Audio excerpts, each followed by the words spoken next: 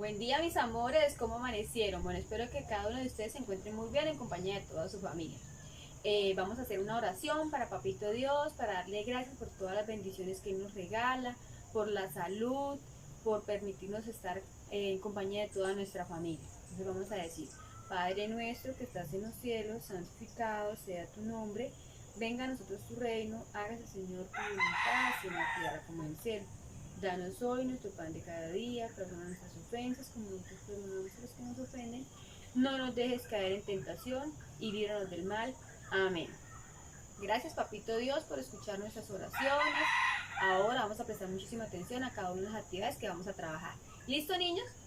Bueno, niños, vamos a estar muy atentos a con las actividades que vamos a trabajar en la clase del día de hoy.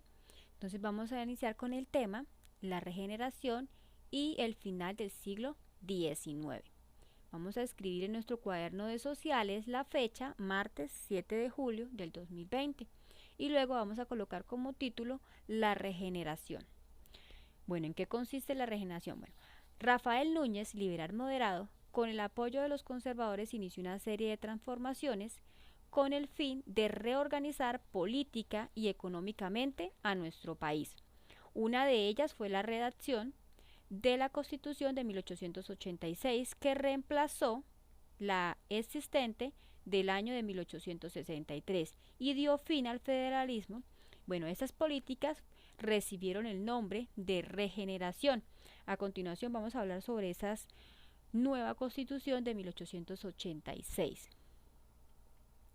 Bueno, Miguel Antonio Caro, principal autor de la Constitución de 1886 y sus objetivos, al igual que Núñez, eran restablecer el orden en el país. Vamos a ver cuáles fueron esas reformas con esta nueva Constitución. Bueno, una de esas reformas fue eh, cambio, cambió el nombre de Estados Unidos de Colombia por el de Repúblicas de Colombia.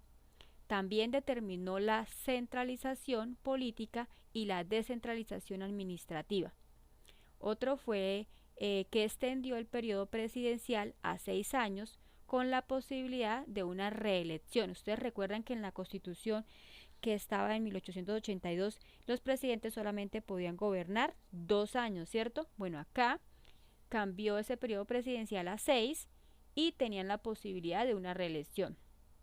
También cambió la organización de los estados a departamentos. También se creó el Ejército Nacional y proclamó la religión católica como religión oficial del país.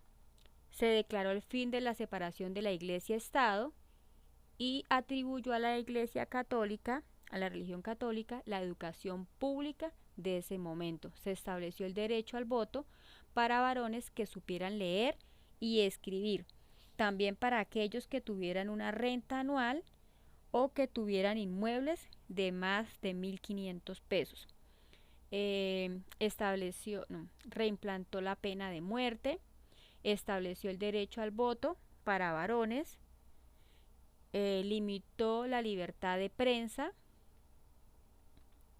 y definió que la elección de los gobernantes estaba a cargo del presidente y estos a su vez elegían a los alcaldes. Bueno, vamos a observar en nuestra página 73 algunos aportes de la Constitución de 1886. Entonces vamos a prestar atención a la siguiente presentación. Bueno, vamos a observar esos aportes que hizo la Constitución de 1886. Bueno, en el artículo 15 son ciudadanos de colombianos varones mayores de 21 años que ejerzan la profesión, arte u oficio. En el artículo 41, la educación pública será organizada y dirigida en concordancia con la religión católica. La institución primaria costeada con fondos públicos será gratuita y no obligatoria. Bueno, este y otros aportes más que se establecieron en esta Constitución. Ahora vamos a hablar sobre los impactos de las situaciones generadas a partir de esta Constitución. Entonces, situación de los partidos políticos. Bueno, durante la regeneración, la diferencia entre los partidos políticos se incrementó, al quedar los liberales excluidos de la participación en cualquier cargo de gobierno. Además, fueron perseguidos y en muchos casos expatriados. El Partido Conservador, por su parte, también se dividió. Estaban los que apoyaban el poder ejecutivo y los que estaban en desacuerdo con la centralización del poder bajo la figura del presidente. Bueno, la sociedad. Hacia el año de 1890, el país tenía una población que no superaba los 4 millones de habitantes y la mayoría se ubicaban en zonas rurales. Las ciudades no contaban con energía eléctrica, ni acueducto, ni alcantarillado en ese momento. En el campo de la salud, la falta de los recursos y el constante enfrentamiento político no permitió que hubieran avances significativos.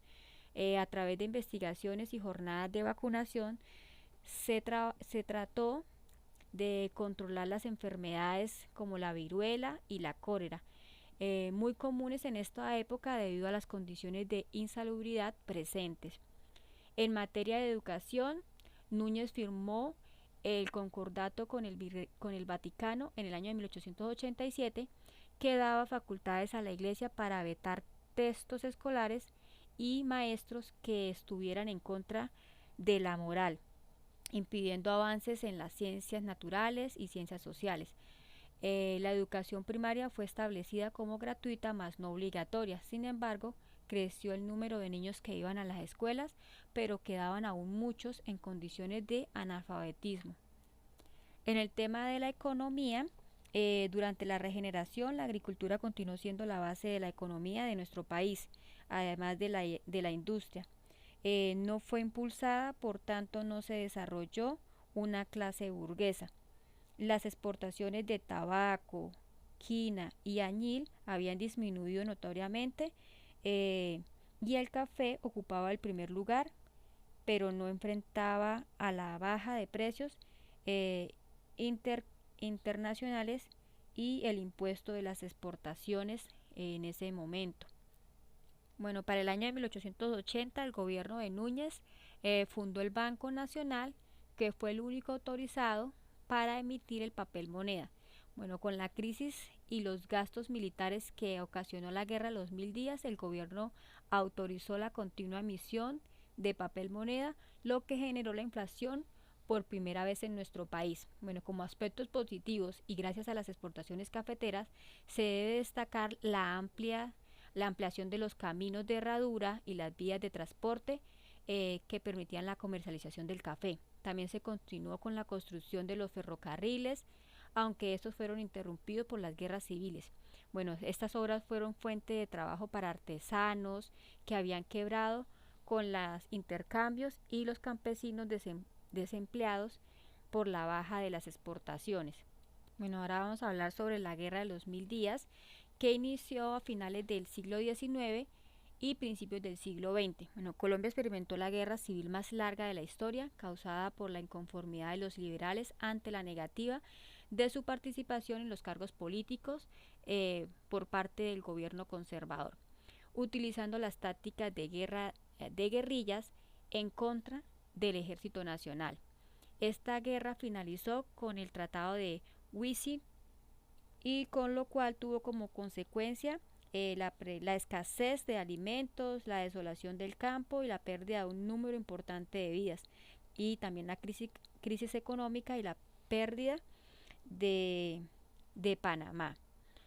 Bueno, la pérdida de Panamá, bueno, a causa de las guerras de los 1000 días, Estados Unidos hizo presencia en Panamá por petición de Colombia, y aprovechando su crítica situación, Estados Unidos entabló negociaciones con el gobierno nacional para la construcción del canal y firmó el Tratado de Errar-Ahí en 1903, donde se establecía que Estados Unidos terminaría el canal y Colombia le cedería durante 100 años la soberanía del mismo. Bueno, ante la negativa del Congreso de la República de Colombia, el gobierno estadounidense decidió apoyar un movimiento separatista que se gestaba en Panamá, El resultado fue la pérdida definitiva de este importante canal de Panamá. Bueno, mis amores, ahora vamos a trabajar en nuestra actividad de refuerzo. Explica qué fue la regeneración. Bueno, para la clase de hoy no debes enviar ninguna evidencia. Por el otro lado, los estudiantes deben copiar en su cuaderno de sociales con buena letra y ortografía el contenido del tema asignado en la guía. Entonces recuerden que la profe siempre les va a subrayar todo el tema de la guía, lo que deben copiar en sus cuadernos con buena letra y ortografía, ¿cierto? Entonces vamos a subrayar para que ustedes recuerden qué es lo que deben copiar en sus cuadernos de sociales.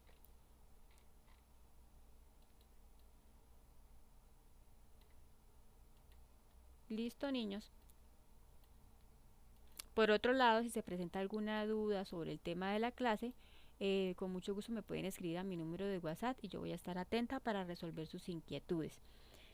También podemos resolver nuestras inquietudes en la clase de Zoom. Listo, mis amores. Entonces, para finalizar, quédate en casa. Te invitamos a lavar tus manos constantemente. Les envío un abrazo y los quiero mucho. Listo, mis amores, que tengan un excelente día.